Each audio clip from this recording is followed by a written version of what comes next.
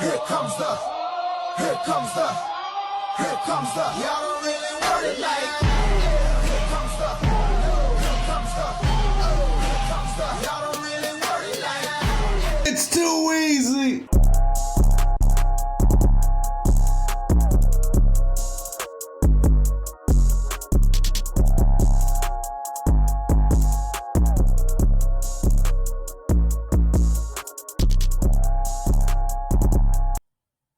Finish him. What's good, y'all? It's your boy Ken Barco here with Dominican Poppy on the phone. We were having some technical difficulties, and this little honey badger was knocked out. Nah, I was just messing. But I'm just playing. But yeah, it's on me though, because I did the same thing like 2 weeks ago. So, but appreciate you guys for tuning in. What's called in the next stream we do, we might be going live on Kick, but as of now, we're live on Twitch, Facebook, YouTube, and Riverside. So yeah, so in the next stream, we're probably going to end up going live on Kick just to see what's up over there. We like to expand our our reach. Trying to cast that net wide, maybe. Yeah, people we can pick up. Trying to get that money, man. I mean, shoot, see what we can get. Because I'm like, like I said, I mean, if we don't know which audience we have until we go out and reach for it, and so sometimes you got to go reach in certain places that other people don't like. Because Kick has a certain reputation right now for being a degenerate like podcast or live streaming app. And so it has a bad reputation right now. And so we're going to see what's good. I mean, like I said, at times we can have bad reputation, so we never know. And so, like I said, we never know until we try. So we're going to check this out on Twitch very soon, but you just bear with us, y'all. And we're live on Facebook. It's weird because Facebook takes away the privacy, and it makes it a private video automatically. Oh, really? Yeah, so I gotta go to Facebook and make it public. That way people can see it. Because if I don't, nobody's gonna watch it, and we're gonna be talking. And Facebook is one of our biggest live stream viewers so far. Like Facebook, that's where we get most of our viewers from. Is Facebook. Shout out to our Facebook people. Yeah. That's where our biggest haters come from. Oh yeah, they be talking shit over there, don't they? Mm-hmm. Yeah, but we're learning. We're getting bigger. We're getting better, and it's just it is what it is. I know at times we're very raw with it, but I mean there's no other way to go but raw. That's right, baby. But let me see. But yeah, let's see. All right, I'm tagging everybody. We live on Facebook, baby. All right. But let's get this party started, man. Let's get this party started. All right, let's go. Let's get this party started right. Yes, sir. So let's see. Where do we begin? All right, so go ahead, baby. There's been a lot of so this week there's been less drama, but a lot of movement and a lot of involvement with the NFL. I believe we're very close to the trade deadline, or if not, but was it November 15th? Yeah, we're so the trade deadline has definitely been exposed. There's been a few moves, some exciting, some very interesting. For one, I think the biggest trade of this week has been two players, Devontae Adams and Amari Cooper. Devontae Adams reunites with Aaron Rodgers and joins his former quarterback, who he lit up the goddamn NFL with in their prime. Yeah. And Amari Cooper joins Josh Allen and the Bills for the first time. Yep. I mean, it's a crazy trade. Like I know Devontae Adams got revealed on the Pat McAfee show, and yeah, that was big. I mean, those two were tearing it up. They won a Super Bowl together, from my understanding. And did they? Did they? That's what I No, was. I don't think Devontae Adams was there. He wasn't there? Nah, so I think Jordy Nelson, Greg Jennings. Oh yeah. That was the old Rodgers. When he wasn't selfish. Okay. Um, Yeah, no, right. I mean, the whole Rodgers situation is just crazy. It's just like, and it's funny too, because literally the day after they fired, Coach Saleh and everything, they lost, and yeah. and who knows? I don't know if this team, I don't know if this addition to the team is going to be what they need, but it's definitely got people excited about it. Like, can the Jets turn their whole season around? Because I ain't gonna lie, Jets are actually more of a solid team. I mean, they came close to beating the Vikings, even though they had a bad start and Aaron Rodgers couldn't stop throwing fucking interceptions. Even then, they were still close and in that fight. They almost beat the Bills. I mean, that team actually is pretty okay. It's actually pretty okay. Is it a contender with the top 5 right now? Are they better than my Texans? No. But at the same time, they're still a pretty solid team. Even with all the mishaps, even with all the bad coaching, I mean, the Jets are still a solid team. Like, I don't think they're going to make it past, if they even make it to the playoffs by some crazy miracle. If they make it to the playoffs, they won't make it past the first round. They're not. Yeah, they're not. They're not second rounders right now. They're not. They're not even. Yeah, they barely make it to the playoffs. They're not in the playoffs right now. It's way too early in the season. Yeah, it's too early, but I'm just saying, with this addition though, and we see duos. This could be just like a step in the right direction. Yeah. Because I think that ultimately Aaron Rodgers has to be happy for the new win. And Aaron Rodgers, when he has his guys, when he has his guys like his best buds, Devontae Adams, Randall Cobb, all his reliable people, he performs and they win. And honestly, I think they will start winning because of offensively they have gotten better with one person, one addition. Yeah, I mean, it really, I don't know. It's like it's starting to get exciting in New York. I mean, hopefully they end up turning that situation around. I mean, it's Aaron Rodgers, dog. Like, Aaron Rodgers, he can actually do things. Like, I don't know if it's just that Super Bowl curse. It's like when you win one, or what is it, the Green Bay curse or something like that? It's like when they'll allow you to win one, but that's the last one you ever win. Yeah, so the Green Bay always has like a top 5 quarterback, basically, in the NFL, and they only won one Super Bowl per quarterback. Yeah. So every decade, well, actually every quarterback tenure, they only win one Super Bowl out of it. Yeah. And so that's what I'm saying. I'm just like, is that what it is? Is just the curse is just carrying over to wherever Rodgers is at and this and that? I mean, that freak accident. Yeah, that'd be funny. It's like that freak accident last season. Or not accident, but the freak injury that he had. I mean, not to mention he's getting older, man. And some of the games you're seeing that his age is actually showing. I ain't gonna lie, he threw that one Hail Mary pass and somehow old boy caught it, which is dope. And you get bits and pieces of Aaron Rodgers, but I don't know if Aaron Rodgers is fully back. Like, a fully back Aaron Rodgers is dangerous, at least in the regular season. Come playoff time, he has that Dak Prescott charm. You know what I mean? He has that Dak Prescott charm. I don't know what it is. He has that Dak charm. We'll talk about that. Oh shit, it's actually fucking hilarious. That is actually a good point. Yeah, he has that Dak Prescott charm. Only difference between him and Dak is that Aaron actually closed the deal and won a Super Bowl. You feel me? Yeah, and it comes. Honestly, I think it comes down to Aaron Rodgers being selfless instead of selfish. When Aaron Rodgers was selfless, when he spread the ball around, he was the the leader of the team. He didn't care about how much money he made. He wasn't flashy. Yeah. He won.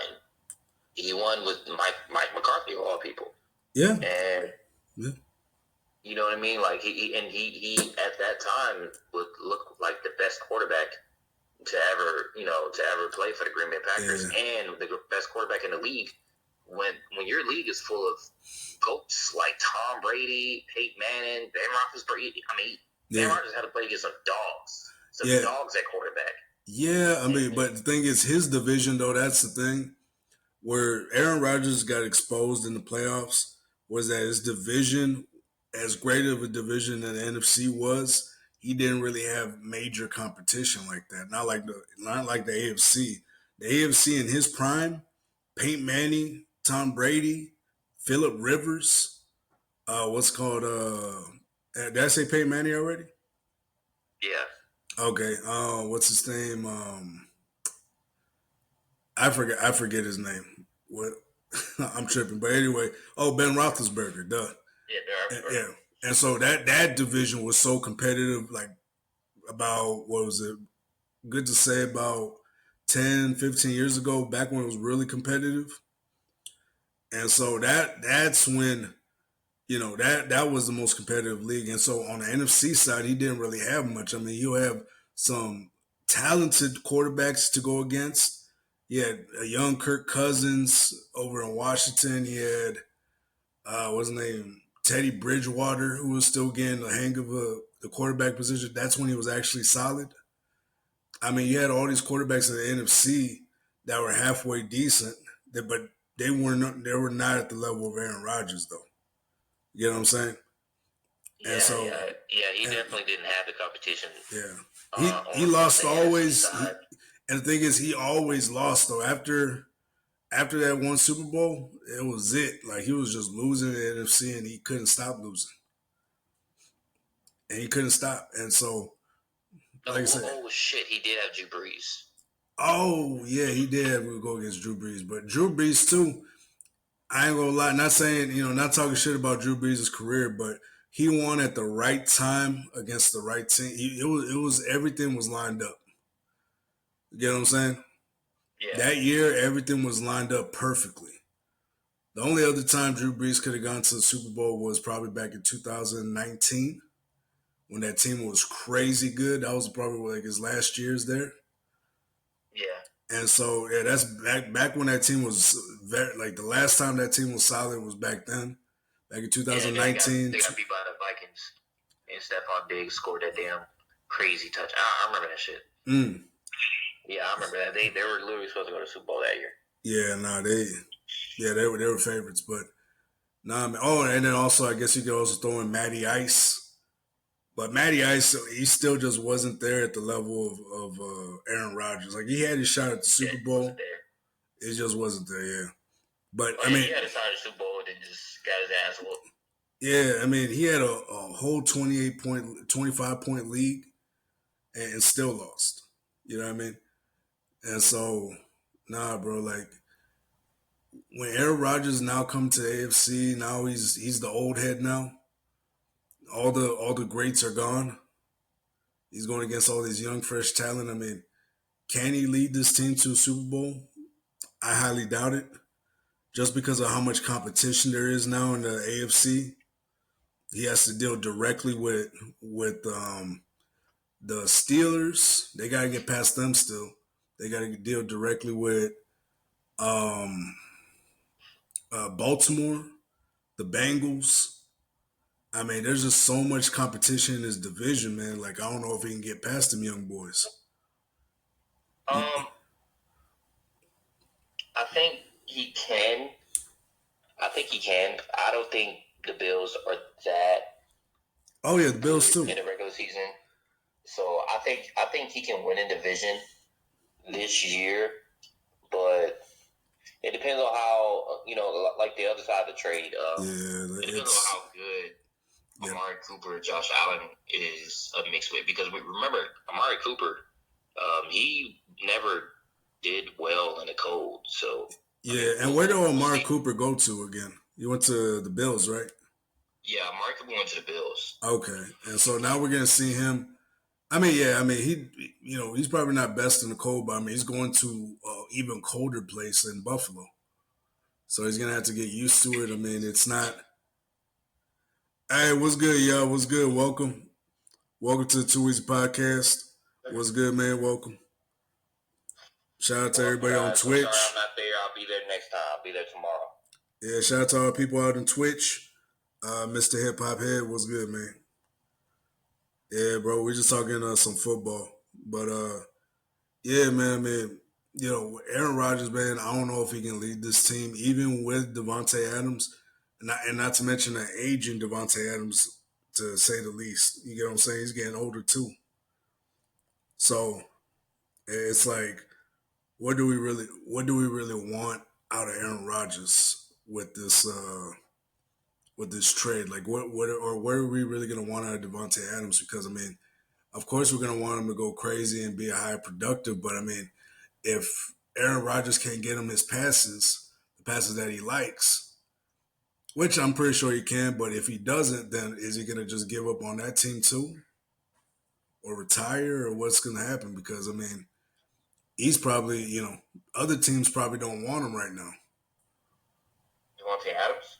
Yeah, because he's just mad all the time about certain routes. Like, that's why he was mad, and there was that soundbite they got of him. He's like, I'm gonna lose my fucking life if I keep fucking around here, if I stay here, this and that. They got old soundbite. So Aaron Rodgers ain't what he used to be anymore. Like, you can see it. You can physically see it. But he's not. So was Tom Brady towards the end of this year. But where he has the advantages. Yeah. He had the right tools around him, though. Aaron Rodgers is not going to put his wide receiver that he loves in that situation. Yeah. Well, and the thing about that last Super Bowl Tom Brady won is he had the right tools around him. He became the full-on leader of that team. He took over. Like, the coach stood to the side and let Tom Brady work. He wasn't going to get that same respect in New England. You get what I'm saying? And so, yeah, in New England, it would be Bill's way or the highway. So Tom Brady officially took over, and he used his leadership to improve that team. Remember, that was the last team in the division, last team in the whole NFL. And he turned them around in one single season and won a Super Bowl. You get what I'm saying? He went in full leadership mode. And so that's the difference. He had the right people at the helm. And he used his leadership skills and improved that team, not only physically, but mentally.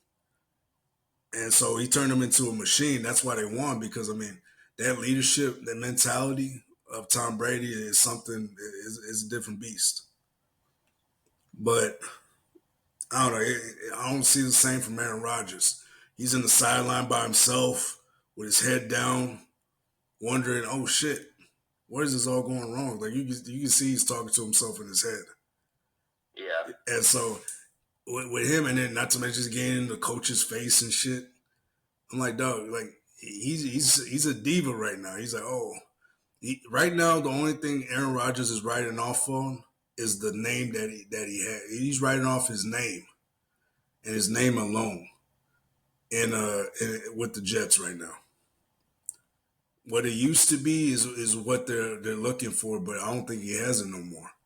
He's declining piece by piece, and like I said, he had 3 interceptions. How many interceptions did he have? He had like 2 interceptions against the Bills. He's averaging like an interception a game. Yeah. So I don't know if Aaron Rodgers really has that bite on him, but let's see if the Devontae Adams trade revitalizes him and brings him back. Maybe that's what he needed. Maybe he needed a new change in coach and a new teammate or one of his old teammates back that knows how to run his routes. So let's see.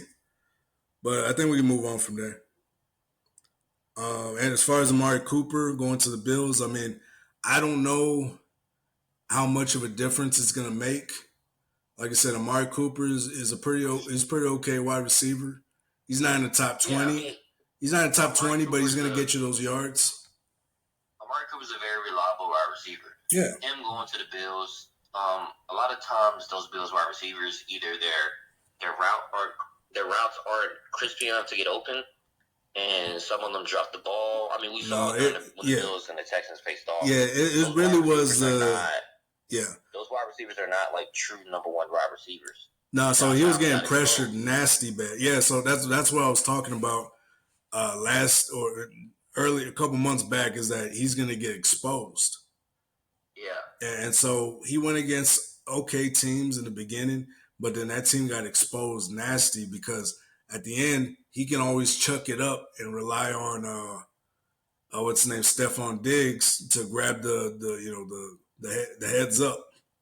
You can always rely on Stephon Diggs, but now you don't got Stephon Diggs, and you're relying on these second tier, third tier type receivers that don't really, like I said, you lost Stephon Diggs and Gabe Davis, and now you're relying on all your second, third tier wide receivers that were just backups for him. Now you're relying on that team. They didn't even get to start. You get what I'm saying? Yeah. And so this is like their first season. Most of them are actually getting to start and actually are in the game or getting to play in the game. And so it's like, it's a whole different speed. And I don't think, like, when he was overthrowing them, I was like, that's what I was talking about on the thing, because Stephon Diggs, he had the speed. Gabe Davis had the speed to catch Josh Allen's balls, even when he overthrew him. Yes, Josh Allen was just throwing wild ass goddamn passes, and and that Stephon Diggs had to overwork basically. Pretty much. That's why he was always mad at him on the sideline. He's like, man, I'm doing all this extra shit, and you can't fucking close this game. That's why they were always arguing on the sideline. That's why Stephon did give him that side eye after the game. They played. Oh yeah, that fucking viral pick is fucking hilarious, dude. Yeah, they didn't even talk. Like, he did a one, like a quick, like, oh hey, good job, bro, and then just walked off. He didn't try to talk to him. He wasn't trying to be cool with him. I was like, you motherfucker. I was like, you didn't want to talk to him? But anyways. Josh Allen didn't want to talk to him. His brother came on live, and his brother went crazy on Twitter and was like, yo, you were nothing before Stephon Diggs. Like, come on now, dude. Like, do you really think his brother just made that up? No. I mean, it was true. Look at the stats, check it out, and come back to us, because you check out the stats before Stephon Diggs got there, and look at the stats now after Stephon Diggs. And like I said, that one wide receiver, the rookie, he's a pretty solid piece to the Bills, but he's not no Stephon Diggs. He's not a Gabe Davis. And so you got to rely on a rookie and wide receivers that never got to start. And so it's a shitty situation. So bringing in Amari Cooper, I think it slightly increases their chances of doing okay. As far as closing out the season, that's a different story. Closing out the season in the Super Bowl or taking the AFC, I don't think so. Game past the Texans, game past the Chiefs, getting past Baltimore, I don't think so. And so shit. Yeah, like it's that ain't it. But let's keep it pushing. We got, let's see, the Russell Wilson was announced a couple days ago that he's going to be starting this next game. Let me tell you about this bullshit, right? So this is how I found out. I'm doing my whole little, like I play fantasy football. Yeah. I'm doing my whole little, roster check and everything like that. And I noticed, like, I have Justin Fields as my quarterback. Because, dog loves to run the football. That's good for me in fantasy. So I'm looking at the point, and I'm like, he has no projected points. What the fuck's going on, man? Like, what the fuck is going on? Like, they definitely got this shit wrong. No, they got the shit right. So I'm looking at it. The reason why Steelers plan to start Russell Wilson. Yeah, it's like, crazy. Absolutely fucking retards. Dog, what the fuck? Exactly, because I mean, Justin Fields is the one that's been winning you them games, man. He's the one that's been handling business. Yeah. And he's not the reason, but he's not the full reason, but he's probably half the reason why you won those games. Besides that defense.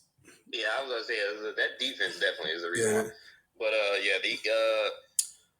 And like I said, Justin Fields isn't no. He's not no Jordan Love. He's not no. What's his name? Lamar Jackson. He's not up there with those elite quarterbacks. But he's a person that can actually, if you give him a chance to shine, he will shine. And you know, it's bits and pieces. It's bits and pieces with Justin Fields, but it's just enough for them to win those games. Those high profile games. I mean, they almost beat the Cowboys too. Not saying that's much, and we'll talk about that too in a minute. But that team's actually pretty solid. And I feel like if you give Justin Fields his chance to shine, he's gonna shine. But the thing is, he was forced into a scenario where he's gonna be playing a hot potato back and forth with fucking Russell Wilson, and he's getting thrown into the situation, which is shitty because I think Justin Fields actually earned that spot and is probably the better option as of right now. Like, you never know with Russell Wilson, you don't know, and so you never know. You never know. Maybe Russell Wilson gets his confidence back. I doubt it. But we'll see because it's at the end of the day, it's about his confidence. What confidence is he? Is he going to have his confidence coming back in? What mental state is he in right now? Is Sierra talking shit to him at home? I mean, what's really going on? You feel me? You know, you never know. Sometimes women can shoot your confidence if you let them. Like women, they're. You think men are shit talkers? No, women are.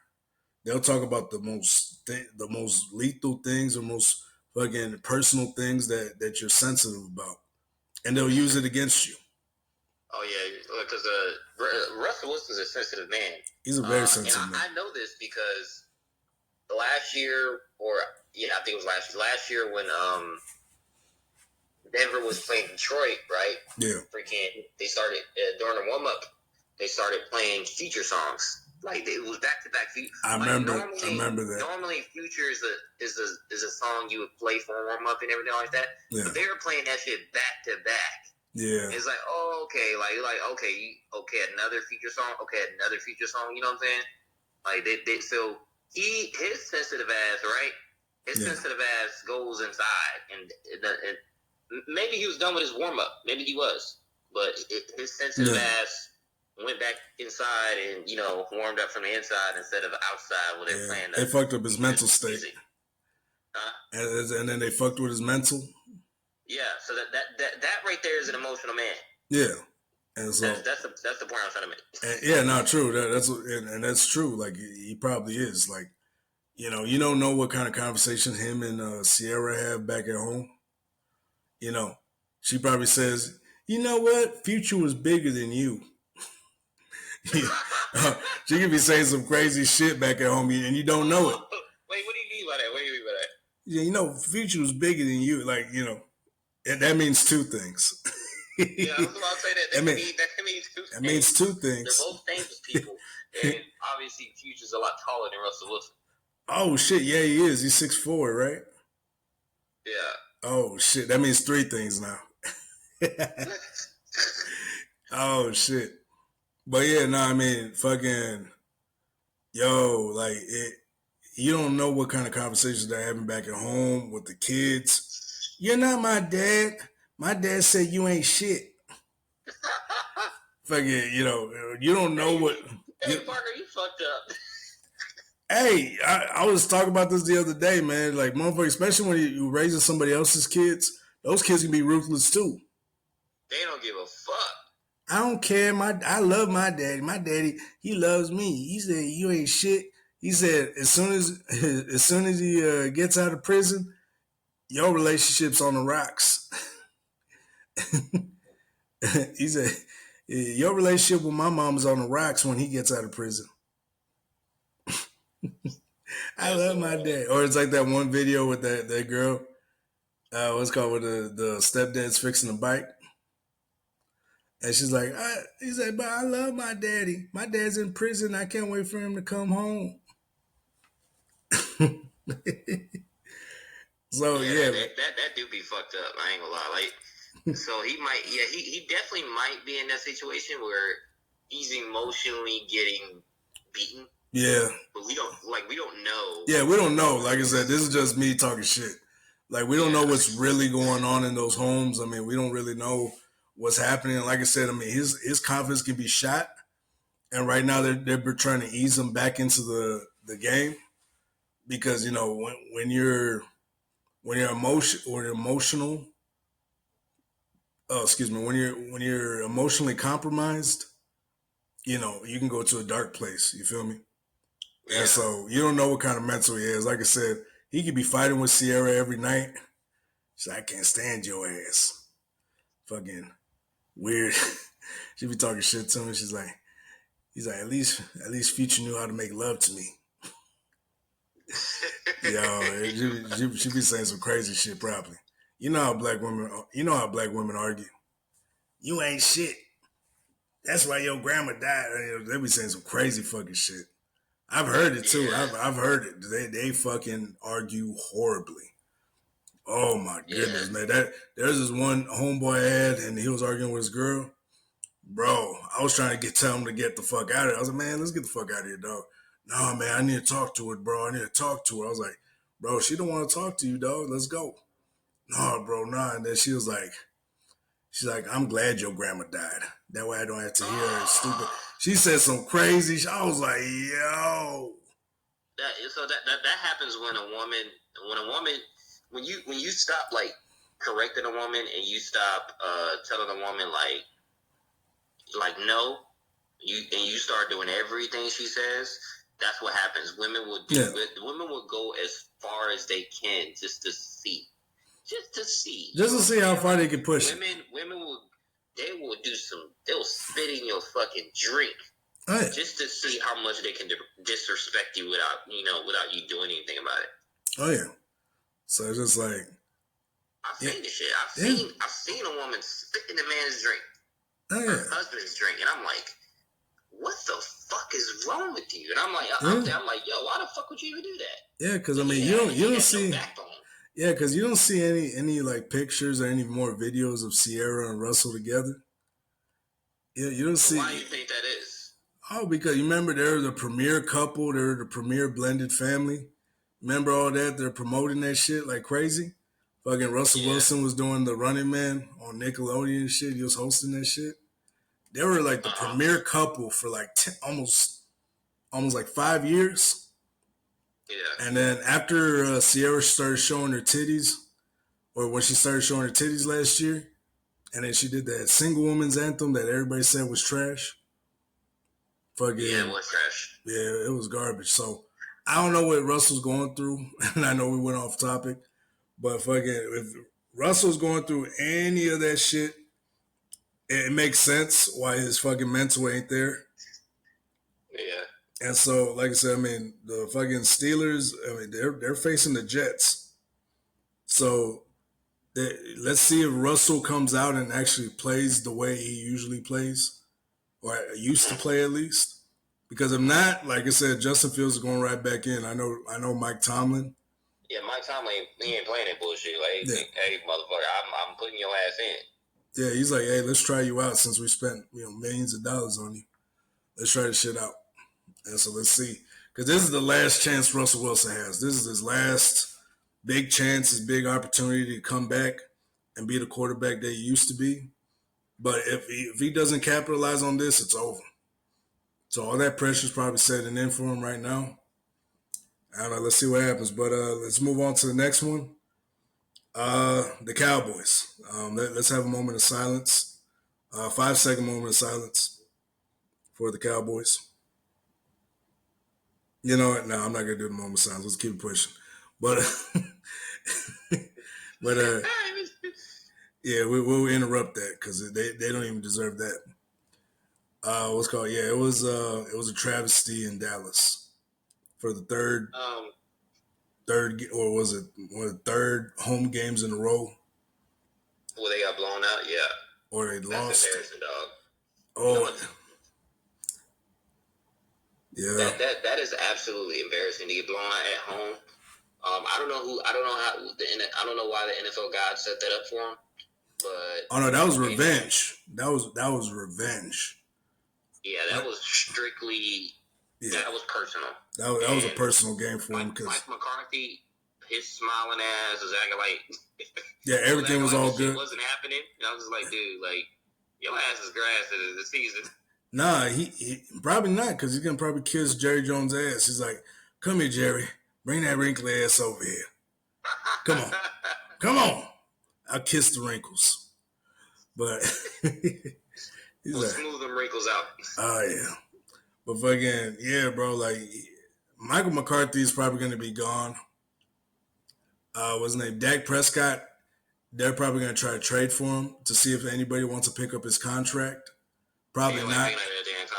Probably not. Probably not. And so right now, Jerry Jones has a decision to make.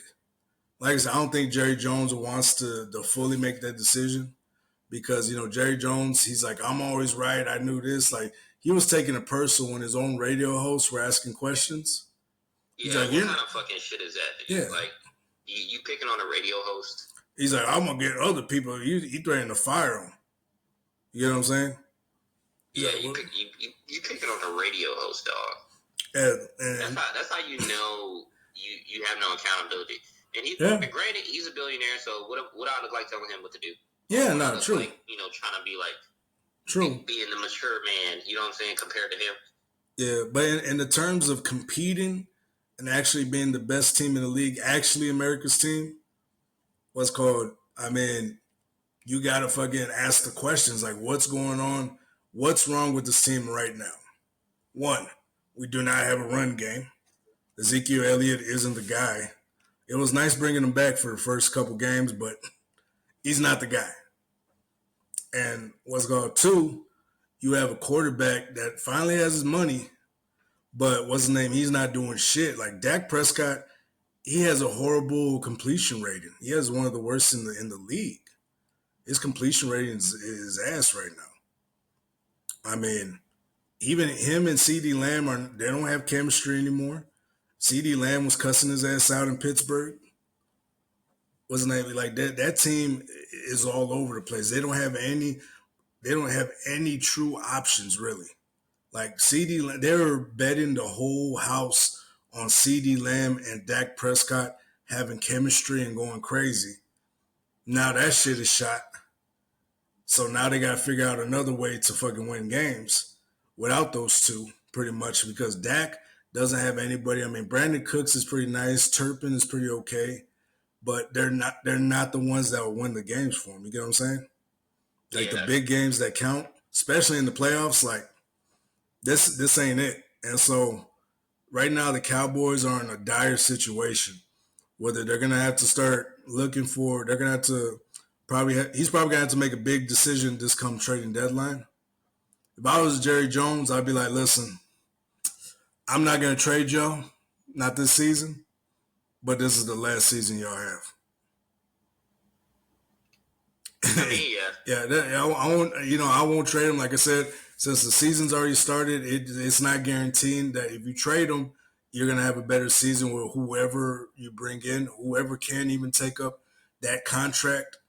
I mean, just him and CD Lamb alone are $500 million. Damn near. Who's going to take up those contracts? You feel me? Texans. Texans will take up CD Lamb's contract? Yeah, I mean, yeah, because Stephon Diggs only has 1 year. And then CD Lamb, too, he has an ego problem. He wasn't showing up to practice during the offseason. That's because he didn't have his money. I mean, true. True. I mean, neither did Dak either, because they didn't pay him till, what was it, like the game day? Yeah. And so Dak's the quarterback. When you're the Dallas Cowboys quarterback, you're basically when you're the face of Dallas, you're basically the face of the NFL. Because you get the media is on you. So Dak has to show. If Dak doesn't show up, like the whole fucking world falls apart. The whole football world falls apart. Yeah, so I commend Dak for showing up because a lot of times it's about the team. It's not about you as an individual. You got to show up and perform as. Yeah, I mean, like I said, I understand that part too, but at the same time, I would have showed up anyways, even if they haven't paid my money yet. I'd be like, hey, make sure you get my money before the season starts. And what's called whatchamacallit, yeah, like even if you gotta pay, just make sure you get my money. I'm gonna go there. I'm gonna try to build up chemistry, rapport. Like the chemistry wasn't there from the beginning. You gotta start that shit off early. You see how the Texans were getting their shit together. You see how the Green Bay Packers, the Kansas City Chiefs, all these teams that got this shit together. It was all over the place for the Cowboys. And I can already tell what kind of season they were gonna have, especially when they didn't go for Derrick Henry. They paid all that extra money. So what really fucked this whole thing up was that Justin Jefferson contract. When Justin Jefferson became the highest paid wide receiver in the league, it fucked everybody up. Fucked all these wide receivers up, and they ain't want to get paid like that too. But thing is, like I said, if you want to be on a contending team, you gotta sit these players down, and this is why I think Jerry Jones hasn't sit down with these players. He hasn't sat down with them. He hasn't asked them what do they want. Do they want money or do they want championships? Which one do they want? Because you can't have both. You just can't. That's just how it is. And so I don't think Jerry Jones or the GMs that suck up to Jerry, honestly, Jerry Jones, because those GMs don't do anything without kissing Jerry Jones' asses first. They don't do anything without Jerry Jones say so. Which is with any team, but like they really don't do it. Some GMs say fuck it, and they're like, okay, I'll put my job on the line to get this player, but they don't even do that in Dallas. And so, because Jerry Jones is basically the guy. Yeah, Jerry Jones is like the guy you don't want to piss off because he'll fuck you over with the other owners. And so, if you want to get hired again with the other team, your chances are pretty much shot. And so, nah, man, like this is all. I would blame Dak. I would blame what's his face, Mike McCarthy. I would blame Ezekiel Elliott. I would blame C.D. Lamb. But all this at the end of the day is on Jerry Jones. Jerry Jones is the one that kept these players, and he did that same thing with Tony Romo, and they did nothing his entire time in Dallas. They did nothing. They almost went to the Super Bowl, and to the NFC Championship, and they should have. They should have went to the fucking NFC Championship, but they didn't, and they got fucked over. So I'll give them that much, that much respect. But at the same time, they haven't done nothing with these quarterbacks. Dog only has how many playoff wins? He only has like 2 or 3. Out of all those years, he's been there for almost 10 years now. Over? See, I think he has 3. Yeah, he has 3. 3 just in those 10 years? That's horrible. Yeah, it's wild. That's horrible. And so that team hasn't done anything. They haven't done anything. It's sad to say, but in all these years after what's his name, Jimmy Johnson, that era, after that, they haven't done anything as a whole organization. They haven't. And that was the last time. And the thing is, they're going to continue because the thing is, Jerry Jones remembers the old ways. And he's like, okay, this is how the old ways used to do it. Which, in some respects, his old ass needs to give up control because when you do things the old way, you don't necessarily learn. Yeah. And there's no room to grow, so you're stubborn. Yeah, and you think just throwing money at it, and that's the thing. He throws money at it to try to fix the problem because he does that with his business. And the thing is, when you run it, yeah, he throws money at it. He's like, oh, here you go. Here's a couple $1 million. You need some extra more? All right, here's some more. Because that's the thing. What these billionaires don't understand, and this is what they miss, is that they run this shit as a business and not a team. And you can't run grown men like a business. You know what I mean? Even when you're paying them, yeah, you can go and force them and do this and that. But at the same time, they're playing football. This is a team sport, and you can't buy your victories. You get what I'm saying? That's the thing about football. It corrects itself. Even now, it corrects itself. It always shows you exactly what you're worth. That's the thing about football. It's different from basketball or any other sports or teams. It corrects you. when you're wrong. And whether you take that advice or not is up to you. And Jerry Jones is like, no, I know what I'm talking about. He is all in on his plan. He does not care what's happening out there with the other teams. He is all in with his plan.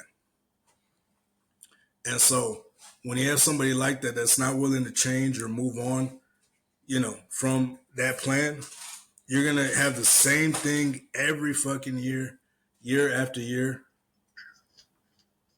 And so, but yeah, that's pretty much what it is. He has the same results year after year, and he's always wondering why, or he's probably not. He probably doesn't care because he's filling them seats. He's making money. Yeah. He's getting all the money. He gives. Well, he gives a fuck because he got emotional. Yeah, he was emotional. I mean, it was his birthday, but the thing is, the reason why he gets emotional is not for the reason that you probably think. He gets emotional because it makes him look bad. He doesn't get emotional because. Okay, yeah, all right. You got a point. Yeah, he gets emotional because it makes him look bad. Remember, he's a multi-billionaire. He's successful. He's been winning most of his life. You know what I mean? Someone like that has a big-time ego. Someone like that has an ego, and they don't want to be wrong. You feel me? Yeah. And you put that into an 80-plus-year-old, possibly senile old man. You know what I mean? Possibly senile. I'm not saying he is or not. Possibly senile. Possibly has a little taste or a little dash of dementia. You're not. You're not gonna get the best results. And so, I mean, Jerry, he's a great, probably the best friend you could probably have. He's probably somebody you want to bring to the cookout, somebody you think is cool. He's probably that guy. I won't lie, I'm not going to shit on his character.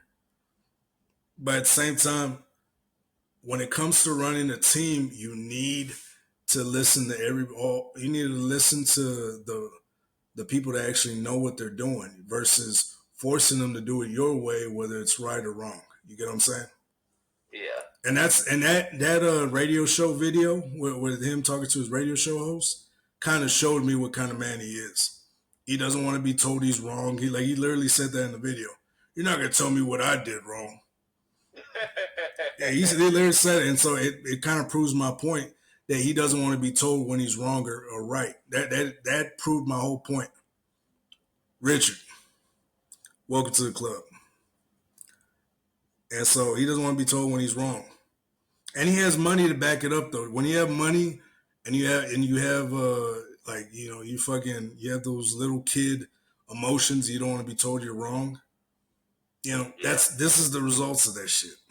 He doesn't want to be told he's wrong. Just like Richard. It's okay. You said Richard? Yeah, no, he's on the chat right now. But yeah, he doesn't want to be told he's wrong, and that's fine. But at the same time, you're wrong, motherfucker. You know what I mean? Just like when we told you that Joe Flacco is going to be the starting quarterback. Richard. Yeah. Oof. I know he left. He got mad. He didn't want to hear that shit. But moving on. But I think we can move on from there. Just overall, if I'm a Cowboys fan, I'm asking for Jerry Jones to give up his leadership role on the team. Still be the owner, but give up the leadership role, the role that needs it. In order for his team to succeed, they're going to need to get rid of Jerry Jones, at least as a leader. Not an owner. Like I said, he's probably the best owner in the league to have when it comes to backing up his players and his GMs. That's probably the best owner to have. But at the same time, when it comes to all the other shit, when it actually comes down to him running the team, I don't think he needs to be running that team. And that's just what it is. Because he forces all these coaches to suck up to him. He forces all these coaches. Like I said, if I'm a coach, I'm going in like Jimmy Johnson. I don't give a fuck what the owner just said. I'm doing it my way because my way wins. You get what I'm saying? Do you want to win or do you want to be an asshole and take over? Because you couldn't punk Jimmy Johnson. You could punk Mike McCarthy, Sean Garrett, all these other guys, but you could not punk Jimmy Johnson. He's going to do it his way, or it was going to be the highway. He came in and he told him, "Hey, I'm going to do it my way. Don't get in my way, and I'll win you all these Super Bowls." He came in like that with that attitude, and he won all those Super Bowls. Mm-hmm. He laid the foundation for the Cowboys organization. It took years for him to get the ring, and that was crazy. He was the one that laid the foundation, you know. But nah, he paved the way. It's just when people get in the way. I mean, the worst mistake Jerry made was firing him, but and that's what it is. That's the curse, though. That's his. Oh, you're right. That might be a curse, Cowboys fans. That might be a Cowboys curse. Because I mean, they could have done it his way, and then not to mention, and I think him finally giving him the rings of honor, and inducting him to the Cowboys Hall of Fame finally was probably the best thing he could have did, because that might have lifted the curse, but at the same time, the last piece of the curse is Jerry. He's the last piece of that curse. What do you call it on Harry Potter? The Horcrux. He's the Horcrux of the Cowboys. He's the last final piece. Once they get rid of, not saying get rid of Jerry fully, just in the leadership position. You get what I'm saying? Yeah. Just in the leadership position. Not saying he can't be an owner. It's not saying he can't make the financial decisions. I'm just saying as a leader, a full-on leader, like a GM or whatnot, like the GM doesn't croak, shit, or talk without having to talk to Jerry first. You know what I'm saying? And that type of job can be fucking frustrating, to have him fucking breathing down your fucking neck, smelling like Old Spice and fucking Vapor Rub.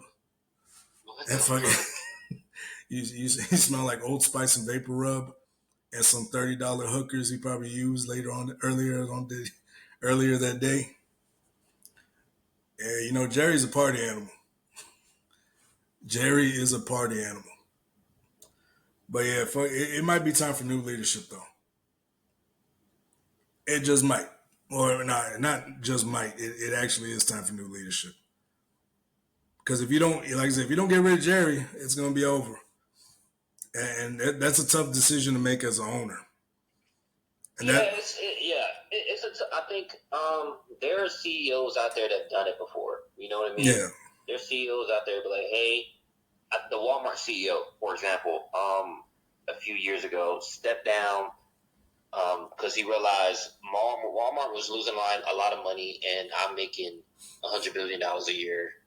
And basically, due to greed, this company is failing.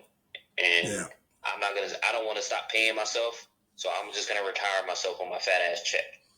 Yeah. And then the new Walmart CEO I think he gave himself a salary of $5 million starting off so he can put all the money into Walmart and developing its people, its customer service, the way, Walmart should be. And that's why you see Walmart made a lot of changes in the past few years, because the CEO actually took time to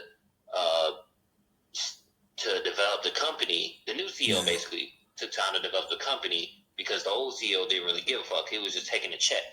Yeah, sometimes newness is a good thing. Maybe, and who knows? Maybe it's his son that's probably meant to take over. You feel me? Maybe it's his son that's meant to take over, and you just got to get the fuck out of the way. Some men, it's that pride though. That pride gets you. That pride's a motherfucker. But I'm telling you, that's probably what he needs though. That's probably what the fucking Cowboys need: new leadership. They need to get all the Jerry Jones Glazers out of there. Yeah, Jerry. Oh, don't worry, Jerry. I'm gonna run that offense. Don't worry. I'm gonna run the offense you like for your girlfriend that you brought over to the penthouse or to the suite. That way she can see it the way you want it. Jerry Jones will do some shit like that. You'll have a girlfriend. You'll be like, look, I'm gonna have him run this just so just to prove a point to his girlfriend or to show off to her. You'll have some stupid shit like that. Like, that's the type of stupid shit Jerry Jones would do. That's not a leader. That's not a leader. That's somebody that's just doing it his own way and everything. That's not a leader, unfortunately. It just is what it is. And yeah, well, I guess we can move on from there. Let's see. We got, speaking of owners, we got Tom Brady. Earlier this week, coming into his new role as the owner of the Las Vegas Raiders. What do you owns? My goodness, man! I'm so glad, dog. I'm so glad that Tom Brady is becoming a part of ownership, because I think there's one thing that Tom Brady can contribute to, and that's the stupid rule changes, because he actually played the game. So like rule changes like the hip drop tackle, rule changes like maybe the kickoff, or certain things that the owners, their inexperience in football or any athletic sports, they shouldn't be making any decisions, basically. So with Tom Brady being there, I feel like they're going to give him that leeway, be like, hey, Tom Brady, what do you think? You played the game for so long. You're the greatest of all time. Yeah. So I am so glad Tom Brady is a part of that team, because these owners be coming out with the most ridiculous fucking rules. Yeah. The most ridiculous salary. They be arguing over salary caps. They be arguing over, why did you overpay Deshaun Watson? Oh, why did you overpay Lamar Jackson? You know what I'm saying? And then Tom Brady will come there and speak from a player perspective, and now he can provide better insight to the ownership, because them motherfuckers. Let's.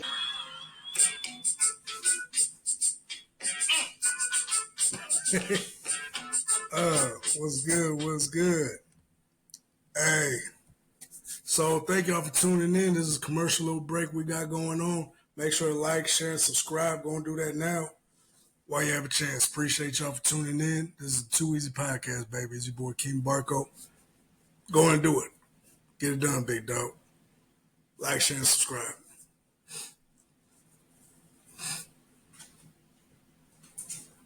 Get it done, motherfucker. Come on now. Let's go. Come on. Now we can get back to the show. Hurry up, nigga. Come on. Come on. Be honest. The motherfuckers are rich, and they would not get on that football field if they wanted to. They would not. No, most of them don't. So they don't really care. Yeah, most of them just making money off this. Like, these guys don't know what the fuck they're doing most of the times. I mean, like going over to, most of these owners, like all these owners want coaches and executives that are going to kiss their ass and try to, make them look good. You feel me? They don't truly care about the team. They like the results of having that team, whatever the results are of owning your own fucking football team. You get what I'm saying? They like that feeling, because then they can say, oh, I'm part of this team, but you're not really a part of it. You just own it. And so most of them, they just own it, and they treat players like they're just objects. They treat their own general managers like they're a second option, even though their job is to be the first option, to know pretty much to decide shit for the team and what's best for the team. Most of them don't even listen to their GMs. And like I said, it shows a lot. You know what I mean? Like, a lot of teams could have been better. A lot of teams could have done their own thing. But these owners, man, they think they know better than what they actually do know. All they know, like, they're just there to be the financial structure. Yeah, they know how to run a business. They're the financial structure of the team. That's what an owner's role is the financial structure. Now, anything else beyond that, stay the fuck out of it. Same thing, going back to Jerry Jones. That's where he's fucking up. He's the financial structure of the team, and he just needs to learn how to play his role. But when you're an owner and you have a lot of money, billions of dollars, you think you can do whatever the fuck you want. And that's just what it is. And when he does whatever the fuck he wants, he always loses. That's why he was over there almost breaking down in tears on his birthday when he saw the Cowboys get their ass whooped. That motherfucker, he looked like he was going to cry. Like, he had to walk off from the fucking suite and shit. I'm like, dog. Everybody was crying. Yeah, like, that's why the Cowboy fans are crying, because you got an owner that doesn't want to give up any power to actually make the team good, and that's what's going to continue to happen. Your team's going to continue to struggle, and I think bringing in Tom Brady is actually the right step and was the right move. Was bringing Tom Brady. He knows how to lead a team. He knows how to get everything going. Welcome everybody that's coming in. But yeah, he knows how to actually lead teams. And so bringing in Tom Brady is probably the best thing the Raiders have done because they got the right pieces. Now, I ain't gonna lie, they lost Devontae Adams. That was probably a big hit. Now, are they going to do anything with Gardner Minshew and what's his face, the Max Crosby? Probably not. Is that going to be the premier team? Probably not, but at least they're in the right direction moving forward, at least, especially with a coach like Adrian Pierce, who's definitely a decent coach and probably doesn't get his credit. He knows how to unite a team. Like somebody like that, it goes a long way. And so matching him up with Tom Brady and his wisdom, and actually, funny thing is, Adrian Pierce played Tom Brady, which is funny, and actually beats him. He played against Tom Brady. My fault. And so it's gonna be interesting to see what the Raiders got going on. I ain't gonna lie, it's gonna be a rebuild though. That team is just a full rebuild. These next couple years, just finding the next quarterback that's gonna take over because it's not Gardner Minshew.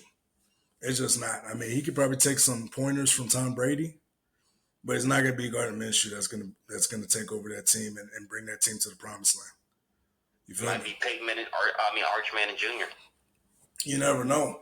I mean, if he do declares for the draft this season, this off season or whatnot, you never know. Oh no, he's not. Well, I'm saying. Yeah, no. I mean, I know for sure he's not declaring for no draft. Probably yours though. Jerry Jones pays more on facelifts than he does on players. Gosh damn. What's his name? The Rock said Jerry Jones pays more on facelifts than he does players. Savage.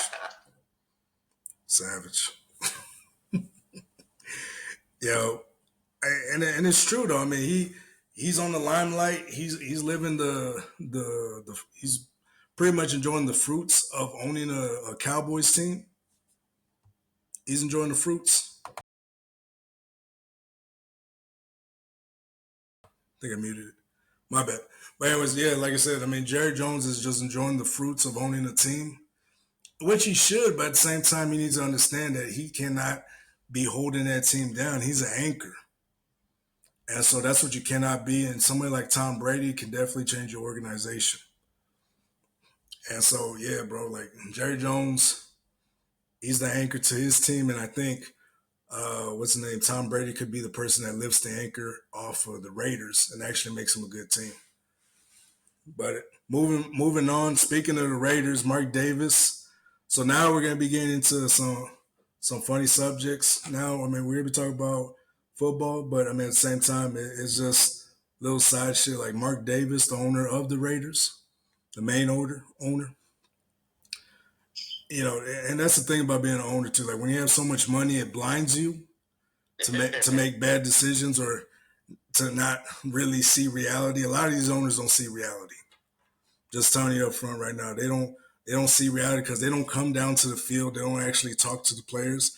When they do, it's always some photo op or some bullshit. That it's some side bullshit that they got to talk to the players and be with them. We call that shaking hands and kissing babies in a military. Yeah, exactly. And so that's the only time they actually talk to the players. They don't actually go in. They don't see reality because they're living a certain lifestyle. They're making certain money. They're making certain money. And so when you make money, it can actually distort reality. That's the bad thing about being rich sometimes. It can actually distort reality because reality is a lot of people out here suffering. They don't know that. They're getting blowjobs from 20-year-old supermodels and drinking mimosas during the day. Yeah. You know what I'm saying? They don't know that. So that's what I mean by reality, especially with his new girlfriend that's 26 years old. What did he say? I think I sent it to you. He said her smile, his smile is what attracted her to him, basically. Y'all believe she it? didn't know that he was a billionaire. She didn't know he was a billionaire owner. And look, I don't care how dumb. Stop the cap. I don't care. I don't care if she's a dumb blonde. I got a cap right now. Shit. Women investigate. Yeah. From my experience dealing with women, they investigate. I don't care what language they speak. Man. It don't matter what the fuck background they came from. They all investigate. Yeah. And they know what they get into before they get into it. The women are just very, very nosy. So I don't believe that shit not one bit. Me neither. I'm just like, you know, but that's the thing though. When reality is distorted from you, when you make so much money, you know, it can be distorted from you very badly to a point where you don't even know what reality is. You know what I'm saying? Like that's why a lot of these celebrities get detached from reality and society. That they don't realize what, you know, real life is, because they've been so rich that they didn't have to deal with society. You get what I'm saying? It's not like regular people that got to go work and do shit for a living that actually have to go into society and be a productive member. These people can put their millions into houses, big mansions, and hide out in their mansion and have other people get shit for them. Yep. And so they don't even have to come out. They got money where they can stay in their houses for years on end. You feel me? Uh-huh. And so that's why I think it's happening with Mark Davis and his girlfriend. I mean, no shots at Mark Davis too. I mean, I've heard good and bad things about him.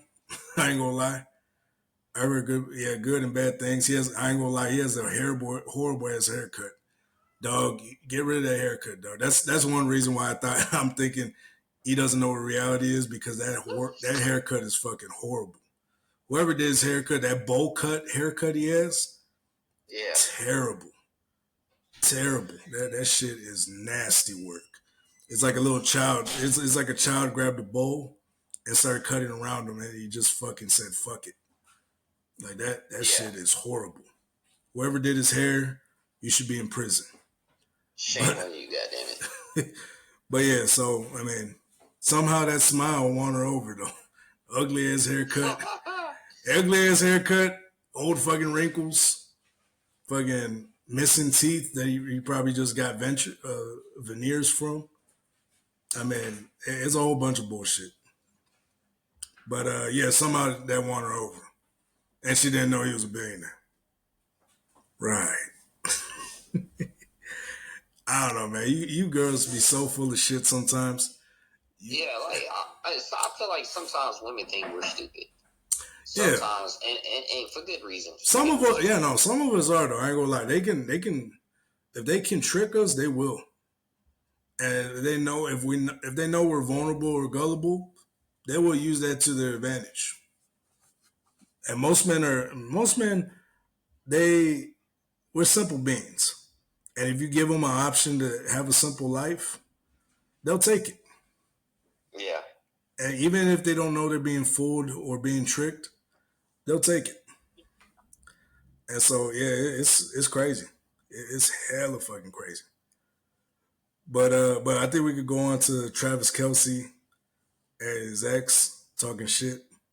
Yeah, speaking of women, you know what I'm saying? Speaking of women who are delusional, right? Or supposedly delusional. Yeah.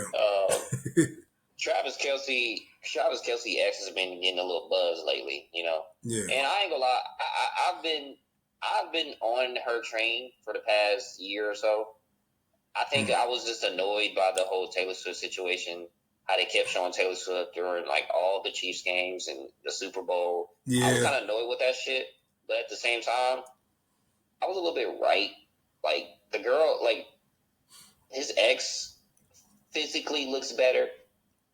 Yeah. But I mean, of course. Mentally, it may not be that case, because after that podcast, we had watched with her explaining how she wouldn't go half with Travis Kelce. It all makes sense now. Yeah, I mean, and the thing is, he was really testing it. It wasn't really him wanting to go 50-50. I mean, Travis Kelce's worth over $100 million. That wasn't really him trying to go 50-50. It was a test. It was a test. How, like, so women test us all the time. And I'm glad Travis Kelce, the real nigga, you know what I'm saying, fucking tested her. I'm glad he did that shit because he probably would have found himself in a situation where he was with the wrong bitch for a long time. Oh yeah, and she ended up taking half. Yeah, no, and that's the thing. He probably and the thing is, if you see her attitude, her body language. She said on the interview, "What do I look like going 50-50 with a man?" And that right there, ladies and gentlemen, is a woman that will remain single probably for the rest of her life. That woman right there, because women, they she won't remain single. She'll get a simp. No, and that'll be a best case scenario. Best case scenario, but that shit ain't gonna last long. That's what I'm saying. Like, that shit don't last long because eventually she's gonna be like, "Fuck it, fuck this dude. I don't like his nigga. Why the fuck am I over here? I should be with Travis Kelce. He was better than you." If I could hit her with those nasty ass lines and shit. Like I said, the way women argue is unfair. They're the biggest shit talkers in the world. Biggest shit talkers. They'll use shit that you're vulnerable, sensitive about. They'll bring that shit right back up. That's why that's you uncircumcised ass nigga. That's why I fucked your daddy. Some wild shit. Yeah, they'll be like, "That's why I fucked your daddy." They didn't actually do it, but they'll say some wild shit just to piss you off. That's why I fucked your daddy. That's why I fucked your uncle, your grandpa. They all ran a train on me. In Offset case, Cardi B was like, "Yeah, that's why I fucked your homeboy, Stephon Diggs." Nah, she said the fucked up part about that is she said she fucked Takeoff. Oh yeah, that too. Yeah, she said, I was like, yo. Yeah, but that's the thing. That wasn't Cardi B's fault. That was Offset's fault. That's what you get when you date a hoe. That's a lesson you learn. Here's a great example of how to do it the right way, guys. Travis Kelce testing his previous girlfriend in that way. That's the way. Like she's so fucking stupid that she literally went on a podcast and said that, "Oh, he asked for half. He wanted me to do half." Yeah, no, she's so stupid that she didn't realize she was getting tested. Yeah, and the thing is, she's so caught up in her own little world, and that's the thing about you women too. You get caught up in your own little world, and you think that nobody else is a match for you. But when you get into a relationship, that's the whole point. You're giving yourself to another person. And so, but that's what they don't realize. They're like, "Oh, what I look like giving half this and that."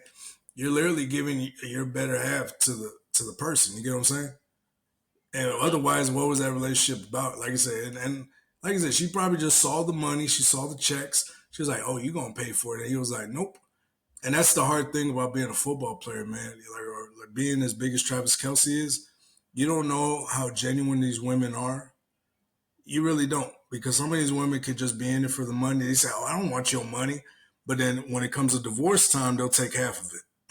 Oh yeah. Yeah, when it comes to divorce time, oh yeah, I'll take half. Let me get half of that. No alimony. I don't give a fuck. I don't need your broke. I don't need your money, broke motherfucker. But then somehow you still took that check, huh? Yeah. But yeah, that's the thing. And when you gotta test these girls, we need somebody that's gonna hold us down. We need somebody that's gonna hold us down. If we find out you only care about yourself and how you feel, you're the worst person to probably be with. When you put your emotions and your feelings above the other person that you love, that means you don't love that person. Not it means you just don't love that person. And my bad for, thinking that Travis Kelce's, saying he didn't upgrade. He did upgrade. Oh, yeah. Now he got a bitch that he can actually go half with. Yeah, and the thing is, he probably don't even have to go half. She'll probably pay for everything. She's a billionaire. Yeah, she probably pay for everything. Like, she's the billionaire of that relationship. He's probably bending that flat butt over and smashing her to smithereens. You know what I'm saying? Oh yeah, he taking that cardboard ass to work. He folding that shit up. Yeah.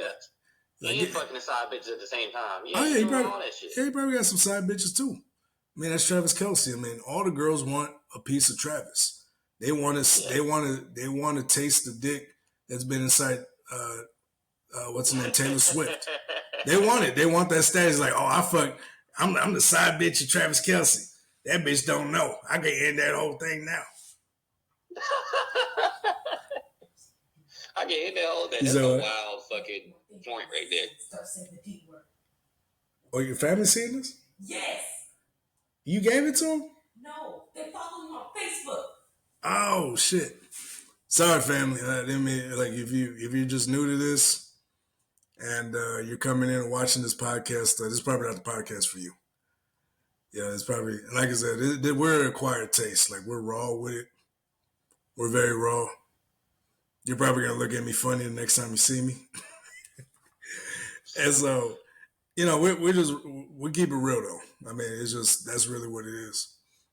And so, yeah, no, but this is really what it is though. Going back to Travis, women want that status. They don't even give a fuck. Like same thing about women that date rappers, athletes, anything, any celebrity. Most of the times they don't give a fuck about that person. They just care about the status that comes with it. And so what Travis did was he tested her to see if he was one of those women, and lo and behold, she was. She expected him to pay for everything. And like I said, he probably wasn't going to have to make her go 50-50. You know what I mean? But the thing is, he wanted to put that test out there. He wants to see if he can trust her. You get what I'm saying? Yeah. Because what man's going to get married now? I mean, you got to flip a coin just to see if your marriage is going to work. You get what I'm saying? You got to flip a coin. And not even then. Actually, it's a 60% chance now that marriages are going to fail here in America. 60% chance. What man is going to take that deal? Willingly. You feel me? Well, that's why I'm a passport, bro. Yeah, I guess me. But but no, I mean, at the same time, of course, you got to take a chance on love and everything. I mean, that's the best chance you can take on, best thing you can bet on. But at the same time, if you don't realize, like the person you got that's with you isn't solid, doesn't care about you, is always complaining, nagging you, that's probably not the one. That's probably not the one to be with. That's probably not the one, man. That's probably not the one, guys. So he realized she was. Realize that y'all need to wake up and smell the bullshit, man. Because some of y'all are dealing with this shit. Y'all dealing with a woman that, why I gotta pay? Why I gotta come off some money? Why can't you just pay and be a man? You know what I'm saying? Yeah. And a lot of y'all are not willing to walk away from that. Yeah, I mean, a lot of men. But the thing is, a lot of men, they're simple. They know how to deal with bullshit. They deal with bullshit when they go to work. They go outside. Anytime they leave the house, they're dealing with bullshit. So they understand if they got to deal with bullshit at home, they'll just add it to the list and keep it trucking. That's how most men move. That's how most men move. They'll deal with the bullshit and keep it trucking, regardless if it's good for them or bad for them. And I think most men need to prioritize what's good for themselves, because this is what happened. This is what Travis Kelce did. He prioritized himself. Yeah. And when he did that, he ended up finding a woman that actually probably cares about him. Like he probably is in a decent relationship, even though I still say it's bullshit, because I'm like, yeah, they just one bad season away from Taylor being like, from the looks of it, I don't know if you've been seeing articles. The Swift family is trying to acquire some, ownership. I mean, probably Of the Chiefs. Oh yeah, now they're his boss now. Oof, that sucks. No, I'm just playing, but still, I mean that's cool. That's cool. I mean, shit. At least they can't trade you. You know what I mean? She can have some control over that if they try to trade him some shit. Yeah. And so that's cool. That's cool. But nah, like overall, Travis Kelce upgraded. Everybody's saying he downgraded. He upgraded because, like I said, she probably just wasn't the one, and that's the thing. And the reason why people made such a big deal about it, I said this last year. Oh my bad. The reason why they made such a big deal about it is because they're using Travis Kelce as a pedestal. Black women, they're using them as a pedestal. Like, oh, we can go get a white man if we want to, since y'all niggas can't act right. And then once they lost that pedestal, they got quiet because they were talking all sorts of shit. I remember the women were talking all sorts of shit. They're like, yeah, we can go get a Travis Kelce shit. I'm like, shit. I'm like, you can. Go ahead. Go get him. That's why your ass still single. Get your ass up. But, But yeah, no, he was a pedestal for him. And once they lost that pedestal and they couldn't sit in it, they're like, oh shit, and they just left it alone. But that's what really happened. That's why people are up in arms and say, oh, he downgraded this and that, because they were they got butthurt that Travis dumped their ass. They got butthurt. And so, and black women were projecting themselves onto that lady, what's her name, Kelly Nicole. They're projecting themselves onto her, thinking that's what's going to work, because TV's been putting out a lot of interracial relationships and shit like that, especially in like women's drama and shit like that. They've been putting that out for the past five years, and so that a lot of women see that and they're like, oh, this is a reality. This is like reality TV, this and that, and and they saw that and they projected themselves onto her. And they lost that, they lost that idea when she got kicked out or broken up with Travis. But with this, I mean, yeah, she can talk all the shit she wants. At the end of the day, you're his ex. You're ex for a reason. And so she could go to all the podcasts she wants. I mean, they're probably going to invite her a bunch more times and say, oh, why did you say that about Travis and this and that? They're going to want content and this and that, which I get. Yeah. But yeah, overall, she missed out because she couldn't let go of her ego, not even for a minute. She couldn't let go of her ego and her nasty ass attitude. Literally, if she would have just went with all the shit that Travis was saying, she actually could have gotten the man she wanted. You know what I mean? Yeah. But now she just has to deal with she has to deal with the bullshit now, and so now she's pretty much just a replacement, the ex of Travis Kelce. That's her title. That's the big thing. That's the only reason why people invited onto these podcasts, is because that's her title, the ex of Travis Kelce. That's the biggest thing she'll ever be in her life. You get what I'm saying? Yeah. That's as big as she'll ever get, is being the ex of Travis Kelce. And that shit, it eats her on the inside. She hates that shit. She hates that title. She hates being the side dish. Yeah. Or the dish that no longer gets used. Yeah. And so that's why she's coming out all bitch, like, oh yeah, whatever, I'm doing this and that. And you see, most of these podcasts, like, she goes in thinking these people are genuine, but they're only using her for content. Oh yeah, they want to hear the worst that she can say about the dude. Yeah, she's like, oh really? What was the worst? He's like, he had a small penis? I knew it. They be saying the most random shit. And yeah, dog, like, that's really the only reason she gets invited anywhere, is because she was with Travis Kelce. That was her whole life. That's the biggest thing she'll ever do in her life. That's the only thing she'll ever be known for. Because overall, she ain't really shit. She ain't worth shit, to be real. I mean, I think she has like $1 million net worth. But I mean, that's really all the publicity she got with being with Travis, though, from my understanding. She's like a personal trainer. Oh, I didn't know that. She's like a trainer or something like that. I ain't gonna lie. Oh yeah, she a baddie. Yeah, she a baddie. But I mean, that means nothing.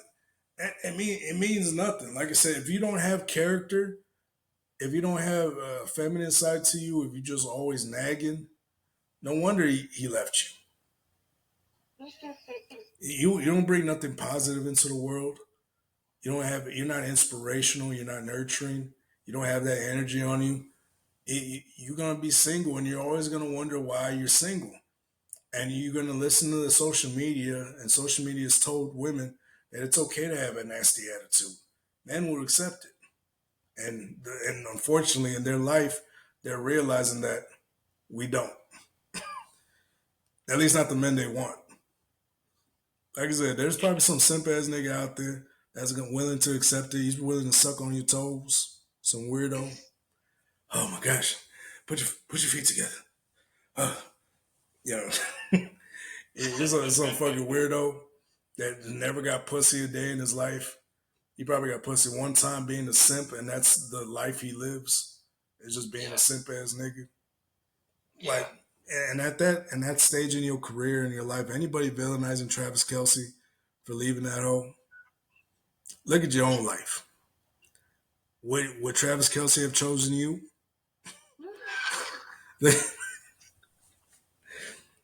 Would Travis Kelce have actually picked you to be his woman? And if the answer is no, then you probably know where you are in this conversation. But moving on, last before we get to the full breakdown, we got Angel Reese, an expensive ass rent. So yeah, man.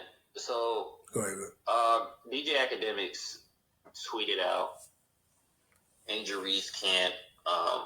He tried to start some controversy, basically saying the salary of the NBA can't pay for Angel Reese's apartment. So Angel Reese has an apartment in Chicago where it's $8,000 a month. NBA salaries equal out to about or WNBA. A WNBA salary, as it stands right now, her rookie contract is about 80. What is it? 85,000 or something like that. $85,000. So yeah, it was like 100,000, I think. Oh yeah, well about 100,000 basically.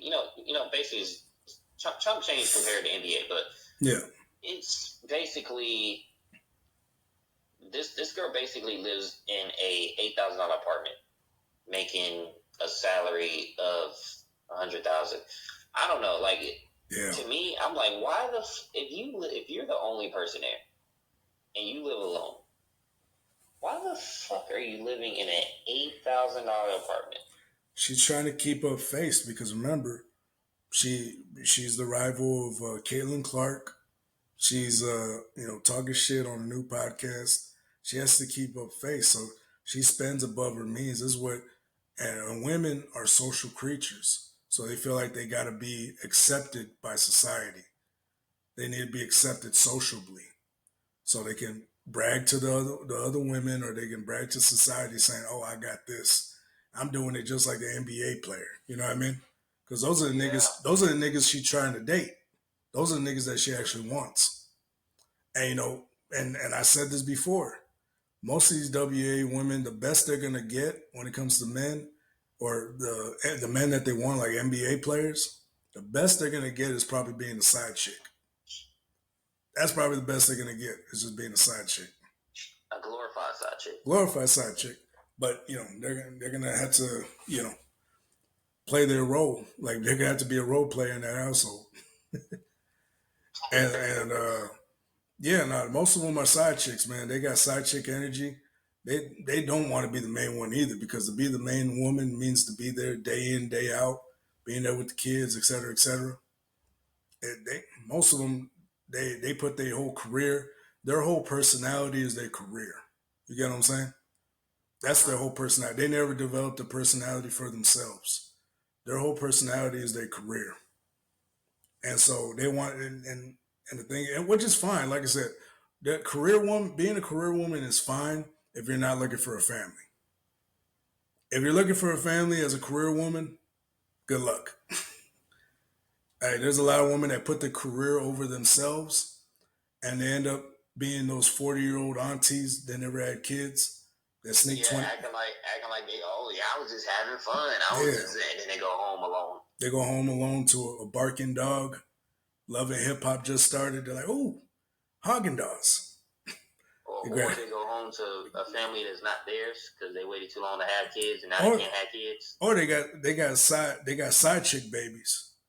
Those side babies, they don't ever get the main attention like the main babies. And so they step kids.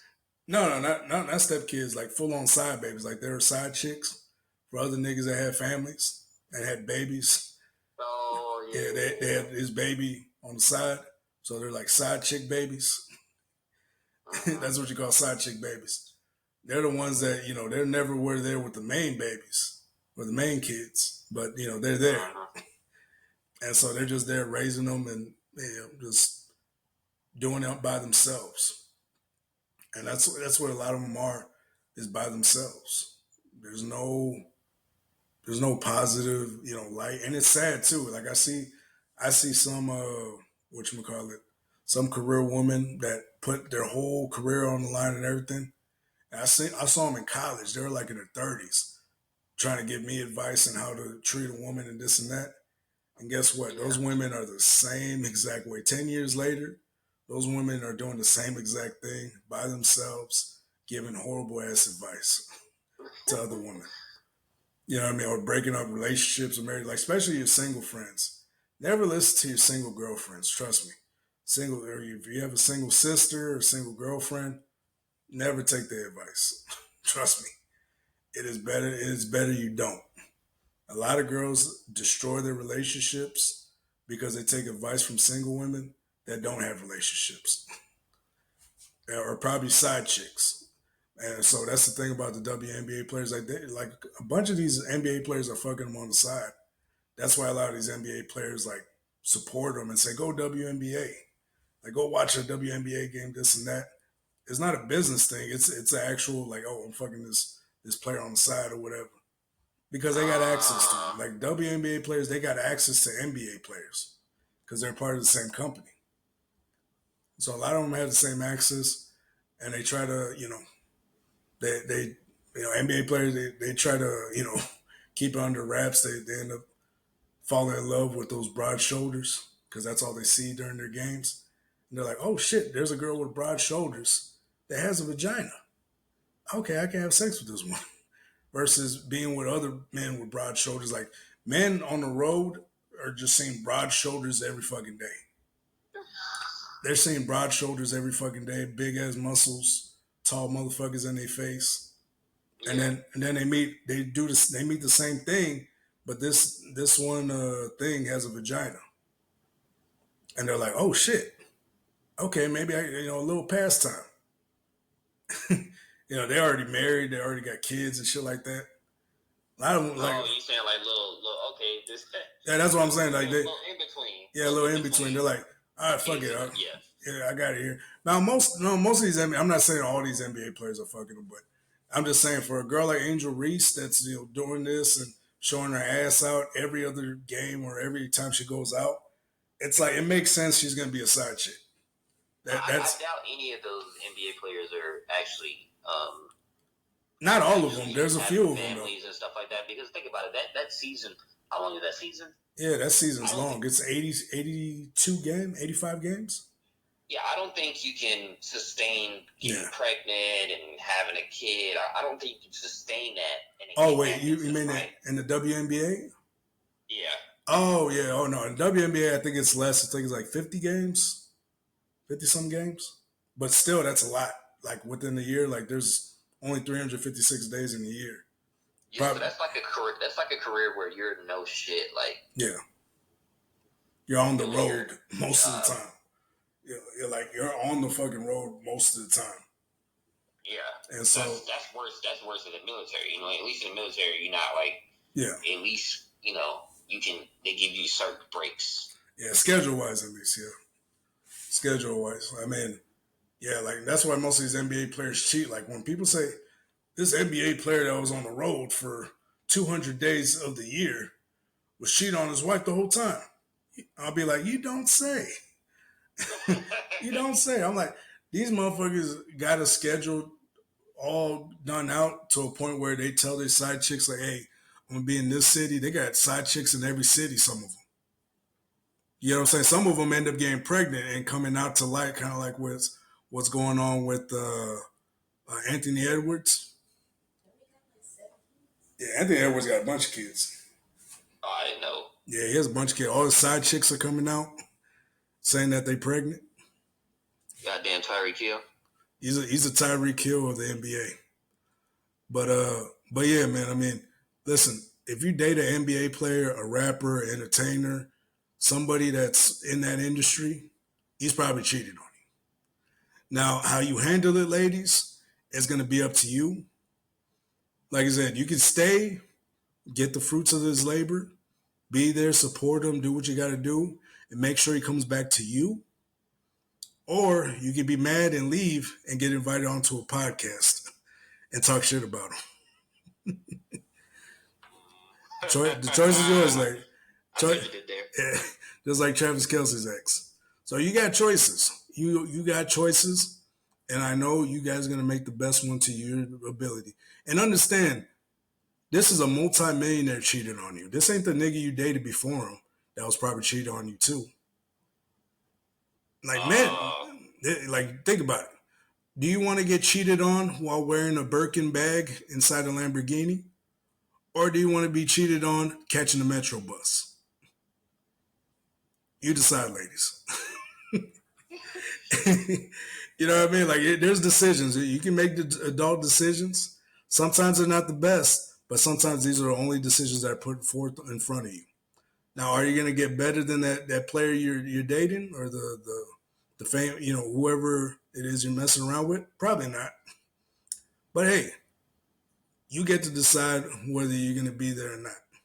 You get to make that decision. So you can either be like Travis Kelce's ex, bitter, talking on the podcast, don't nobody know who the fuck she is, or you can support him, make sure keep the cheating to a minimum, or at least have an agreement with him where you can actually talk to him and be like, listen, babe, can you at least not cheat on me or do anything that's public or this and that, or something like to a point where you can actually make it bearable. You get what I'm saying? Yeah. Like boundaries. Yeah. And so if you can actually make it bearable and live the luxury lifestyle and get the title of wife and mother of his kids, most women would take that in a heartbeat. Because at the end of the day, women would choose the unloyal king versus the loyal servant any day of the week. Yeah. Any day of the week, they'll take it. You know what I mean? So, I mean, pick your poisons, ladies. But yeah, now for this situation though, I mean, she made her choice. She decided to be a career woman more or less because it's not the same. Being a WNBA player and an NBA player is not the same. It's just not. Women cannot have sex like men can. They just can't. And if they do, they're probably crazy out their fucking mind. They just can't. Women can't have sex like men can. They cannot live or sustain the same lifestyle that we can. Yeah. Not bad. It's not negative. They do it in their own different way, though. I'm saying when you do it like a man, you will destroy yourself, ladies. I'm telling you, if you do it like a man, you will destroy yourself. Especially when it comes to the physical, you will destroy yourself. Not because you're weak. It's not because you're bad. It's because your body was not meant to be built like that. Now, if you force your body to be built like that, or you force it, you might destroy yourself even then. You might destroy yourself from within. Yeah, you'll destroy yourself. Either way, there's nothing positive about doing it like a man or requiring things like men do. It's just not. It's just not. It's not. You just can't. Not realistically. And so you call me a hater, call me this and that. It is what it is. And so with Angel Reese, you chose to live in an expensive ass lifestyle that you can't afford. You're over here hoping that you get an NBA player that you're probably already sleeping with. You're probably already fucking Jaylen Brown. And you're just a side chick, which is cool. Yeah, which is cool. I mean, like I said, that's the best you can get. Like with your attitude, and like I said, with your attitude and the way you treat the other women in your league, that's the best you're gonna get. It's not even how you treat men; it's how you treat other women. You're disrespectful, and you're mean, and you only want what you want. You can't see what anybody else. You're selfish. You only care about yourself. And hey, that's fine. But then when you go out and start complaining and saying, oh, I don't know why they're saying I'm this and I'm that, and you put these tweets out, I don't know why people are villainizing me and this and that. Baby girl, you did it to yourself. You did it to yourself. And it is what it is, baby. You were spending all this money you probably don't have just to keep up with the lifestyle to make it seem like you got it like that. And if I'm not mistaken, like, that's probably why you started that podcast too.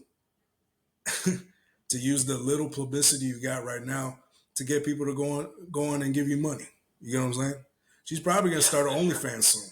The way she took those pictures with the lingerie, she's probably gonna start an OnlyFans soon. With the way she had her ass out. I hope she doesn't, man. Oh yeah, she probably is. Like that's what what's the name Brooks did, and she made more money than she ever did in the WNBA. That one basketball player with the barbed wire tattoo on her thigh. What the fuck? She made more money in OnlyFans. In Yeah, she made more money in OnlyFans than she ever did in the WNBA. That's insane. Yeah, she's 6'5". She got pregnant by somebody that she had an NDA with, so it's probably an NBA player. Or something like that. I think it was an NBA player that got pregnant. And then it was probably an NBA player because it was an NDA involved. Yeah, probably. It was Magic Johnson or some shit. Ugh. Yeah, that's the last. Yeah, that's the only baby daddy you can have. Because if you get caught lying about that shit, there's some bitches out here that'll lie about having HIV or AIDS. Mm-hmm. Nasty bitches. And so, but yeah. So, you know, that's more or less on the lines of realm. She's probably going to be selling that pussy virtually. That's just what it is. Like, I'm not trying to sugarcoat it. I've seen girls in the hood that act hard and they turn out to be strippers. Same concept. I'm telling you, there'll be some tomboyish ass women in the hood and they end up turning to be strippers or hoes or some shit. Yeah, I've seen it. And sometimes it'd be the hardest women. The hardest women you know that they end up being strippers and shit. End up taking that $1,000 tip in the champagne room to go back to the car with this old man. You know the strippers know what I'm talking about. You know, when that old man gives you that $1,000 tip, he say, "Hey, come back to me with my car, or come back home with me." You know what I'm talking about. And so, I mean, some of y'all can either learn to live with it, or you can go against it and wonder why you're not where you want to be. And, you know, especially when you live above your means, like she said in the video, she's living above her means. Way above her means. Like, man. I don't even know how she's eating. I don't even think that's sustainable. Yeah, man. And then, like I said, you got an apartment in the city? Yeah. Nah, that's not it, baby. I ain't gonna lie to you. But I'm pretty sure everybody else is living in that apartment making over $200 a year. Yeah. 200,000. Yeah. Some higher than them motherfuckers too. They got a job and shit like that. She probably has to beg people online. Yeah. Or hopefully the podcast is making her some money. But I'm like, I don't know. Because, this podcast business can be tricky at times. If you don't have the right promotion, don't have the right people that come on, nobody's going to watch it. Uh-huh. But yeah, I guess we can move on to the last subject of the night. Hoes.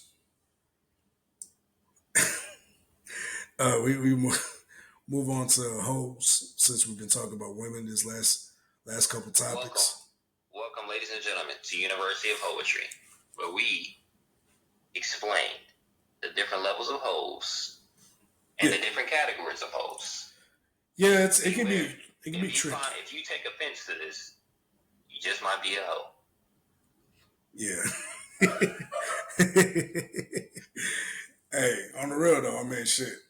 Listen, ladies, it's hard. It's hard navigating this life, knowing exactly what it is. What's good? Oh, hi. Yeah, this is my fiance, y'all. If y'all wondering who I was looking at. Yeah. Jasmine. Hey. All right, let's talk about hoes now. Let's get it. All right, I'm leaving. Okay. Let's get this down and dirty. Let's get down and dirty. But yeah, so overall, I mean, going into the basics, I mean, school poetry, if your girl's around there, I mean, just body count wise, if she has between 5 to 10, she's an undergraduate. If she has 20 to 50, she's an associate. if she 20 had to 50. 20 to 50, she's associate. Jesus. And yeah, around 20 to 50, 20 to 50. 20 to 50, she's an associate. She has associate's degree. 50 to 100, she has a bachelor's degree. Then we're going up to the master's. She has a master's degree. That's 100 to 300. It's bigger because I know it's harder to get your master's. 100 to 300 masters, and then anything over 300, she's a professor there of the school of poetry. And so look at your woman, see what she's done with her life, or how many niggas she's fucked before you, and you can tell right away where she's been. Some women don't know, or some women don't even know their body count. That's how bad it is. So I mean, look, actually talk to your woman, actually understand what she's been through. Now, at the same time, a lot of women use, "Oh, I'm going through it. I was going through a mental thing," and that's only good for an associate's degree. When you have an associate's degree, you can use that mentally. I was out of there. I wasn't available for men. I was fucking men left and right. Yeah. Mentally, you can use that. Anything above an associate's degree, you can't use that no more, baby. And so, yeah, like it was a crazy breakdown. Like it's also broken down with what kind of job does the women have. Like if we have nurses, warehouse workers, shit, even fucking cops and shit like that. Like jobs like that, you can tell if a girl's a hoe right away. Now, usually if a girl's a nurse, her body count's probably very high. And I wouldn't suggest dating a nurse. No offense to any nurses out there. It's just that their body counts can be high because think about it. You're dealing with stressful situations every day and you're surrounded by PhD doctors that have money. Most of them, have degrees and money, has a lifestyle you want to live. And they just end up fucking doctors left and right, here and there, because they want to live that lifestyle. And so they get surrounded by a lot of money and they think they can do damn near anything. Warehouse workers, I mean, I've seen it personally firsthand.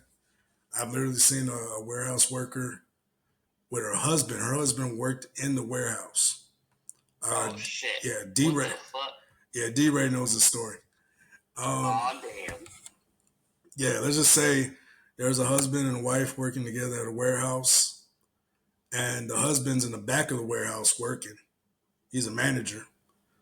And his wife goes into the men's bathroom with 3 African men, and she's Colombian.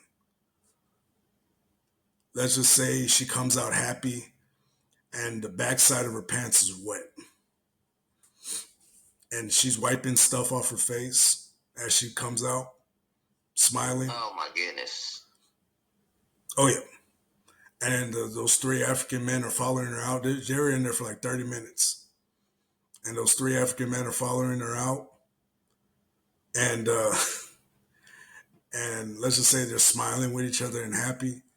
And then they go inside her car. And let's just say it looks like they finished what they needed to finish. Oh, damn. And then in the middle of that, her husband's walking around. He's like, "Have you seen my wife? Have you seen my wife?" And, to spare him the pain of finding out in real time, I was like, no, I haven't seen her. Because it's none of my business anyways. Because I was like, I was like, no, I'm good. I don't want to get involved in that. And then one of the African dudes is like, I know you saw us in there with her. The African dude, he's like, I know you saw us in there with her. He's like, you ain't gonna tell nobody, right? I was like, nah, ain't none of my business, dog. And so, he showed me the video and it was horrible. They had her in the back seat. They were passing her back and forth. They picked her up. They're passing her. and they passed on to the next guy. I was like, oh my gosh. They're passing her off in the back seat. I was like, oh my goodness.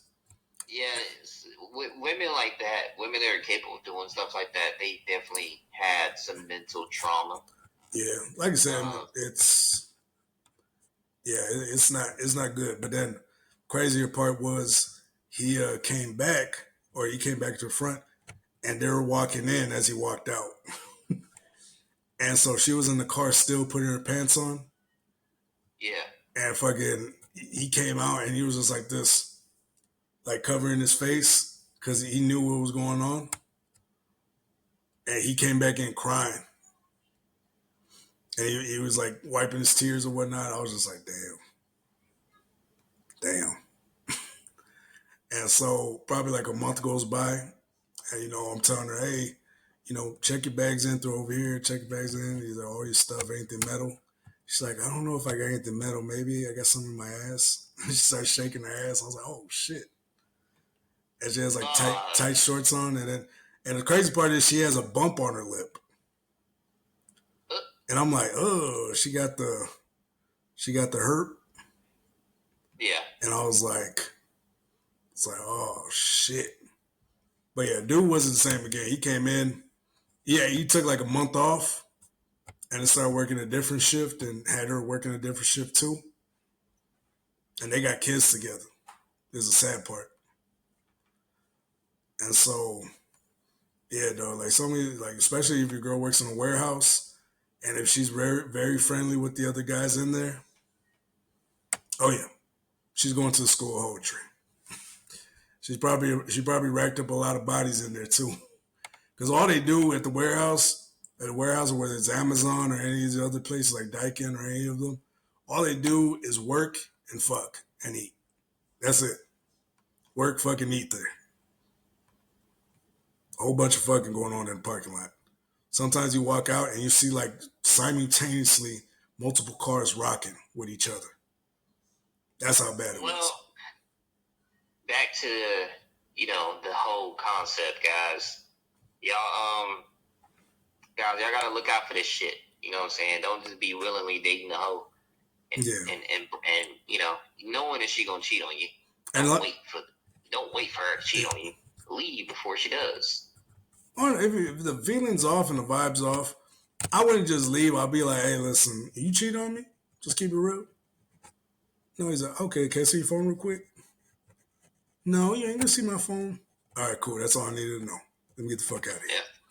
That's it. That's literally all you have to do. He's like, all right, let me get the fuck out of here. I don't need to be with your ass. And so, yeah, a lot of these girls, especially now, a hoetry or being a hoe now, is called sexual liberation. That's a funny ass term too that they use. They're like, I'm sexually liberated. Liberated from what? Like, what's actual sexual liberation? The liberation of taking consequences for your actions? Because when you start fucking all these dudes, you're not free from your actions or your consequences. You know what I'm saying? And a lot of them use this as like they use this as a saying just to be like, oh, I don't need to hold myself accountable. Especially a lot of these women now, especially these hot girl summers, girls' night outs, all this shit like that. It's really just telling me that girls just want to be hoes without being judged for being hoes. And that's really what I've learned from that shit. They just want to be judged. And you guys are not free. You girls are still attending the school of poetry. You still are. And like in the way, so the way I got it from was a pimp named Tony. He taught me the game. He can look at a girl and tell you right then and there if that girl's cheating on her husband or not, just by the way she walks. Just by the way she walks. The way she walks and the way he walks. Because remember, you got to, because he taught me the game. He taught me that we have to use certain muscles when we have sex and when we, bust. There's certain muscles that give away somebody's walk and tells you exactly if they're fucking or not. If he doesn't have that same walk as she does, then that means they're fucking other people. When it doesn't match, that means she's probably fucking other people, especially the box test. Like when a girl takes a picture with a man, you can tell if she's cheating on him or not. When a woman's pelvis is not facing you during the picture, that means she's fucking somebody else. Because when you get attached to somebody sexually and emotionally, you want to be as close to them as possible. Doing a side to side picture it shows us that you probably want to be a little bit away from that person. But putting your pelvis onto his like hip or his pelvis tells us that you guys are out there. You know, he's out here taking your ass to town. He's taking your ass to Pound Town, doing his thing. Okay. And so it's a whole bunch of things he taught me. I mean, it's crazy, like what I learned from him, piece by piece. You know, every time I went to go visit him or see how the way he worked, it was crazy. And so, you know, R.I.P. to Pimp himself. I was literally talking about this with Jasmine too. We were literally just talking about this earlier. And so, yeah, with a pimp named Tony. Yeah, we just talked about this today. And so, yeah, like it's a whole bunch of things that go into it. I mean, it's even the way women are eating too. Like, you know, most women, like when they start overeating, they eat their feelings. You can also tell if a woman's happy in a relationship or not. There's a whole bunch of things. And when a woman's not happy, she's willing to do whatever it takes to become happy, even if it means becoming a hoe. That's usually the alternative most women take. When they're not happy, they start becoming hoes. And so it was crazy. It was crazy how he broke it down. I wish I remember most of it, but there's some things he did teach me. And like I said, I want to put it out there. I want to continue his work. And yeah, like some of these women, you can tell exactly what they are. Like a running hoe, for example. A running hoe, I know I said it a couple times, a running hoe is a hoe that's always running after the next guy. She's a runner, she's a track star. She don't run away when it get hard. Pretty much what Jada Pinkett is. And like I said before, that run is internal because you're chasing a dead man. So she's always going to be chasing. And so it's pretty much an eternal like run. She could be doing it for the rest of her life probably. And then you got sleeper hoes. You got hoes that just all of a sudden, because of one bad argument, they can have everything. They can have a husband, they can have kids, they can have a whole family. And all of a sudden, they become hoes. Because like one bad conversation with their husband or one good conversation with their single homegirls, and they take horrible advice from them. It's always something that triggers them. It's always that one thing. And they end up becoming like the biggest hoes on the planet within that time period. And it's like a sleeper hoe. It's like that one thing that triggers them, kind of like the Winter Soldier. Yeah. Or sometimes we call them the Winter Soldier because they just automatically start fucking all these random niggas and start fucking them up. And so, yeah, there's definitely a lot of sleeper hoes out there too. Because if it's like you put in the right situation, or when they go to the bar by themselves and there's some random guy that walks up to them and tells them the right thing at that right time, and she ends up fucking them, and then she calls it a mistake. I made a mistake. Please forgive me. I'm so sorry. Like, and some of you niggas will.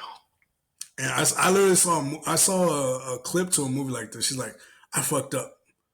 I fucked him for like 10 minutes or 10 seconds. I felt so bad about it. I was like, bitch, you still fucked him. And so I forgot what the movie is. This is the dude from Slumdog Millionaire. I don't know if you ever saw that movie, but that dude. No, I'm not recalling.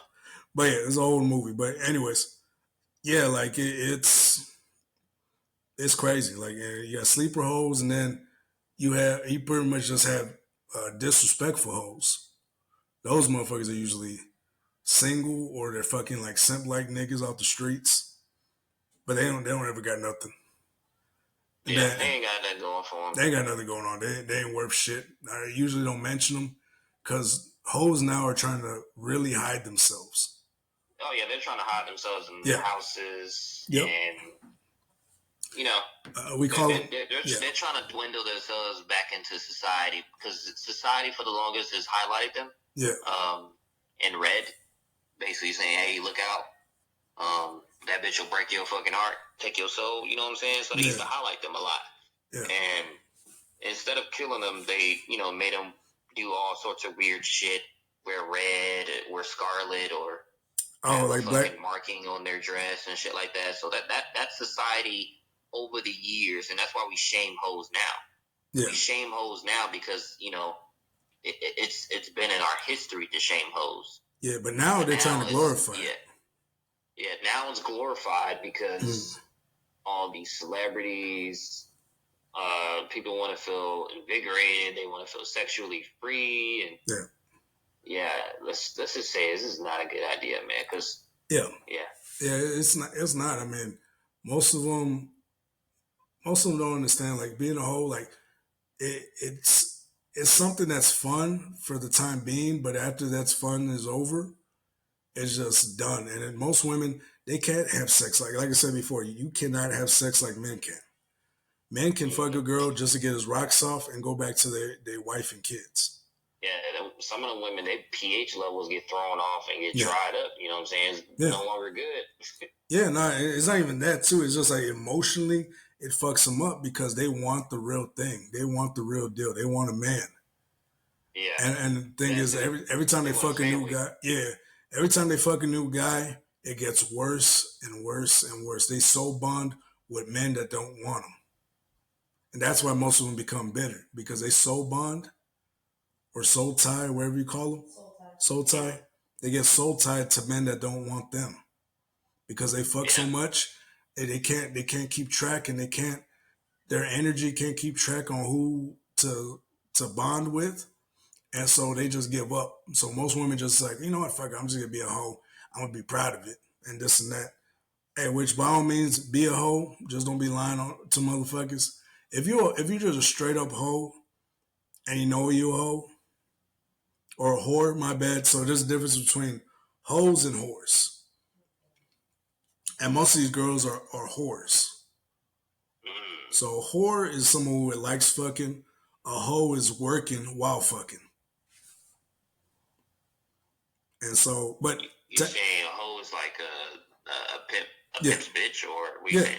Yeah, pretty much. But like, if you really want the distinction, for anybody that's confused in the comment section or anything like that, it's just pretty much if you know what a whore and a hoe is.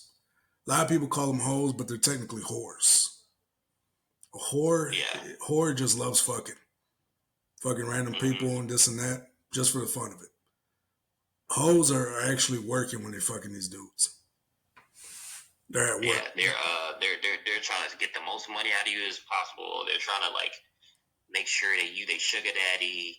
You know, so there's different ways that they do it. They'll manipulate the shit out of you to where you got them on. You basically got them on a payroll. Yeah. Oh, and also we got pretty women.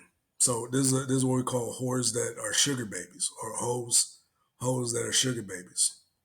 We call them pretty women. And so what's called with that, you got girls that are pretty much sugar babies. They got a sugar daddy for everything. They got to fuck them. Pretty much what Jada Pinkett Smith was on Set It Off, where she had to fuck that old man in the movie. Yeah. Or what's called Dead Benjamins, I think. Or Dead. Nah, I haven't seen that one. Dead Dollars, I think. Yeah, there's this crazy scene. I think it's Eddie Murphy's brother, Chris Powell, if I'm not mistaken. He came in, he's sucking on a lollipop. He drives up on this girl and her husband and her boyfriend. They just got out of prison, I think. Yeah. And he's like, hey, I need you to, he's like, hey, he pulls out money out of his pocket. He's like, hey, I need you to do something for me down the street on Wednesday. And he handed her money like it was already clockwork. You get what I'm saying? And then she looked at him like, oh, this is my boyfriend. And then he's like, this is my boyfriend. He just got back. Like she's giving him that look with her eyes, like, hey, don't fuck this up for me. And then he's looking at her like just laughing, sucking on his lollipop and shit, and fucking, and the whole time, he's been fucking her, and he's been fucking her while he was gone or whatever. If I remember correctly, that's more or less the plot, and then or some bullshit like that. And so. Yeah, like you got pretty women, and then you just got psycho hoes. hoes that lose their fucking mind because they fucked so many dudes and they just lose their fucking mind. There's a lot of girls out there that lose their mind because they fuck so many dudes out there. Like it's crazy. Like Yeah, that. too many emotional attachments. Yeah, and they cannot handle it. Like I said, women cannot handle it, and so I think what's his name? Dave Chappelle talked about it on I believe Birds and what was it? Birds of Relativity or some shit like that. And he was talking about a pimp on how he could tell whether a hoe's about to lose her mind. Like he could tell how many times she could have sex and shit like that. And pretty much like it was like something. What the? Oh, okay, my bad. It was a cat. But what was called? Yeah, pretty much you could tell when a girl's about to lose their fucking mind, or one of his girls, like the girls he's pimping, is about to lose their mind, or any girl really. And so, yeah, dog, like you can. There's ways to tell. Like if you're just dealing with a psycho hoe, you can just pretty much just tell like that. It's just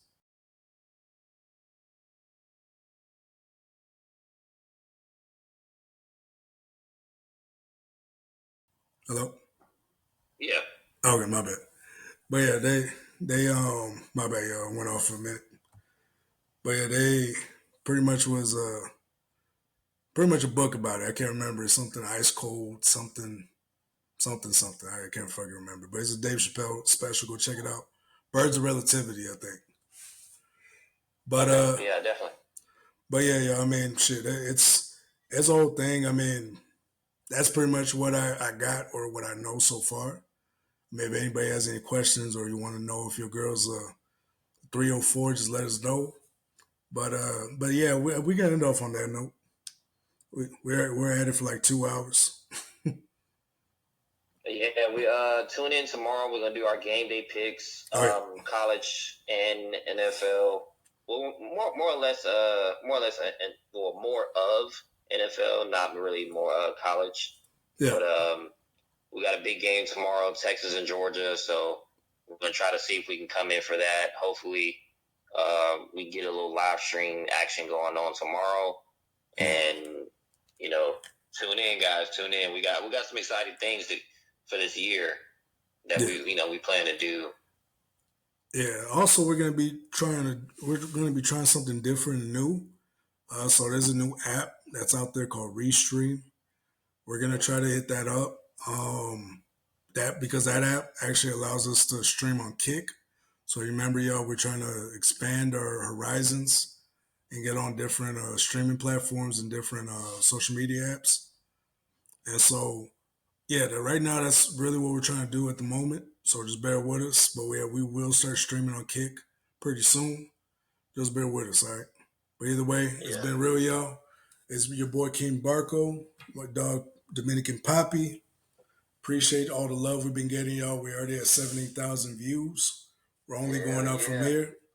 And so bear with us, y'all. But anyways, I appreciate y'all.